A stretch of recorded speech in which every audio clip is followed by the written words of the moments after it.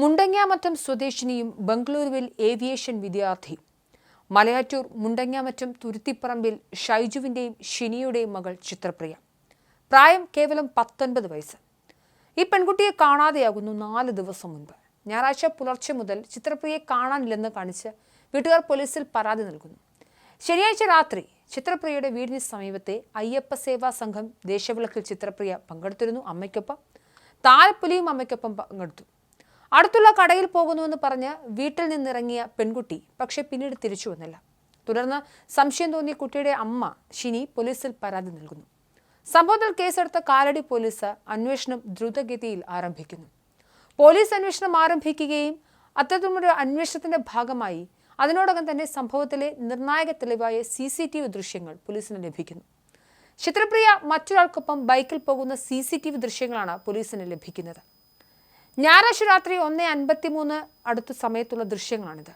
മറ്റൊരാൾ ബൈക്കിൽ മുന്നിൽ പോകുന്നതും വീഡിയോയിലുണ്ട്. വിശദമായ അന്വേഷണത്തിൽ ചിത്രപ്രിയയ്ക്കൊപ്പം ഉണ്ടായിരുന്ന ബൈക്ക് ഓടിച്ച വ്യക്തി ചിത്രപ്രിയയുടെ ആൺ സുഹൃത്താണ് എന്ന് പോലീസിന് മനസ്സിലാകുന്നു. ആൺ സുഹൃത്തിനൊപ്പം ചിത്രപ്രിയ ബൈക്കിൽ പോകുന്നതിന്റെ CCTV ദൃശ്യങ്ങൾ ആണെന്ന് തിരിച്ചറിഞ്ഞ പോലീസ് ഇയാളെ തിരക്കുന്നു. അയാളുടെ പേര് മനസ്സിലാകുന്നു. പേര് അലൻ എന്നാണ്. തുടർന്ന് അലനും പിടിയിലാകുന്നു. പെൺകുട്ടിയെ ബൈക്കിൽ പ്രദേശത്ത് കൊണ്ടുവിട്ടുവെന്നായിരുന്നു ആദ്യഘട്ടത്തിൽ ചോദ്യം ചെയ്യലിൽ അലൻ പോലീസിനോട് പറഞ്ഞത്. തുടർന്ന് സംശയമൊന്നും തോന്നാത്ത പോലീസ് അലനെ വിട്ടയച്ചു. CCTV ദൃശ്യങ്ങൾ കേന്ദ്രീകരിച്ച് വീണ്ടും പരിശോധനകൾ തുടർന്നു. കൊലപാതകമൊന്നും ഇതിൽ സംശയിച്ചില്ല എങ്കിലും പോലീസിന്റെ പ്രാഥമികമായ കർമ്മം എന്ന രീതിയിൽ അവർ ആ പരിസരങ്ങളിലെല്ലാം തന്നെ തെരച്ചിൽ ആരംഭിക്കുന്നു. വീടിന് 1 കിലോമീറ്റർ മാത്രം ദൂരത്തുള്ള ആളൊഴിഞ്ഞ പറമ്പിൽ നിന്നും ദുർഗന്ധം വരുന്ന ഘട്ടത്തിലാണ് പോലീസ് അങ്ങോട്ടേക്കും പരിശോധന ആരംഭിക്കുന്നത്. ദുർഗന്ധം വമിക്കുന്നത് ശ്രദ്ധയിൽപ്പെട്ടതിനെ തുടർന്ന് ഈ പെൺകുട്ടിയുടെ മാതാവ് ജോലി ചെയ്യുന്ന കാറ്ററിംഗ് യൂണിറ്റിലെ സഹപ്രവർത്തകരുടെ തിരച്ചിലിനിടെ ഒരു മൃതദേഹം കണ്ടെത്തുന്നു. അത് ചിത്രപ്രിയയുടേതാണ്. മലയാറ്റൂർ മണപ്പാട്ട് ചിറയ്ക്ക് സമീപത്തെ സെബിയൂർ റോഡിന് സമീപമുള്ള ആളൊഴിഞ്ഞ പറമ്പിലാണ് മൃതദേഹം കണ്ടെത്തിയത്. ജീർണിച്ചു തുടങ്ങിയിരുന്നു. 2 ദിവസത്തിലധികം പഴക്കമുണ്ട് മൃതദേഹത്തിന്. പെൺകുട്ടിയുടെ തലയുടെ പിന്നിൽ ആഴത്തിലുള്ള മുറിവുണ്ടായിരുന്നു. കല്ലോ മറ്റേതെങ്കിലും ആയുധങ്ങളെ കൊണ്ട് ആക്രമിച്ച രീതിയിലുള്ള മുറിവാണെന്ന് പ്രാഥമിക പരിശോധനയിൽ വ്യക്തമായി. ഡോഗ് സ്ക്വാഡ് എത്തി, വിരലടയാള വിദഗ്ധരെത്തി.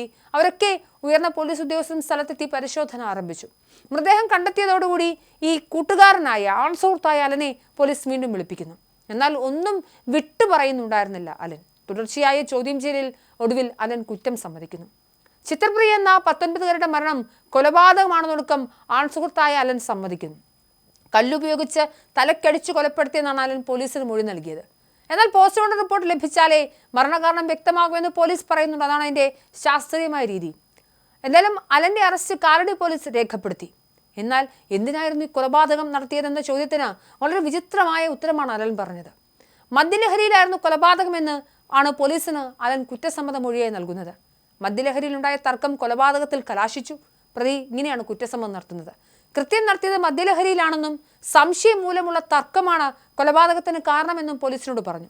മൃതദേഹം കണ്ടെത്തിയ ഭാഗത്ത് ധാരാളം വെട്ടുകല്ലുകൾ ഇങ്ങനെ കൂട്ടിയിട്ടിരുന്നു. ഈ കല്ലുകളിൽ രക്തം പുരണ്ടിരുന്നു. ഇതോടെ വെട്ടുകല്ല് ഉപയോഗിച്ച് തലക്കടിച്ച് കൊലപാതകം നടത്തിയതാക്കാമെന്ന നിഗമനത്തിനാണ് പോലീസ് എത്തിയത്. എന്തായാലും അലനെ അറസ്റ്റ് ചെയ്തിട്ടുണ്ട്. അലൻ കുറ്റസമ്മതം നടത്തിയിട്ടുണ്ട്. കേവലം 19 വയസ്സ് മാത്രം പ്രായമുള്ള ചിത്രകല എന്ന് പറയുന്ന ഏവിയേഷൻ ബിരുദ വിദ്യാർത്ഥിയുടെ ദാരുണമായ സംഭവം കേട്ടാണ് ഇന്ന് രാവിലെ കേരളം ഉണർന്നത്.